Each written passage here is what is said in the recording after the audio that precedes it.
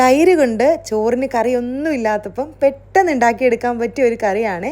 5 minute പോലും വേണ്ട ഈ ഒരു തട്ടിക്കൂട്ടൽ കറി ഉണ്ടാക്കാൻ.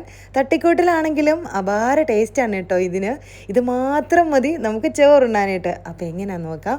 അതിന് നല്ല ക്രീമി ആയിട്ടുള്ള കട്ട തൈര് വേണം കേട്ടോ. അത് കുറച്ചൊരു പാത്രത്തിലെടുത്തിട്ട് നന്നായിട്ടൊന്ന് ഉടച്ച് വയ്ക്കാം. ഈ കട്ട തൈരിൻ്റെ റെസിപ്പി വേണമെങ്കിൽ നേരെ പേജിൽ ചെന്നോളൂ. ഈ വീഡിയോയ്ക്ക് മുമ്പുള്ള വീഡിയോ ഒന്ന് കണ്ടു നോക്കുക കേട്ടോ. അപ്പോൾ തൈര് ഉടച്ച് മാറ്റി വെച്ചിട്ടുണ്ട്. ഇനി ഒരു പാൻ വെച്ച് വെളിച്ചെണ്ണ ഒഴിച്ചിട്ടുണ്ട്.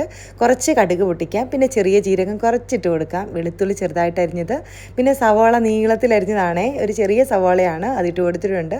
ഒരു വറ്റൽമുളക് ഒന്ന് പൊട്ടിച്ചിട്ട് കൊടുക്കാം, കറിവേപ്പിലയും ഒരു ചെറിയ പച്ചമുളക് കട്ട് ചെയ്ത് ഇട്ട് കൊടുത്തിട്ടുണ്ട്.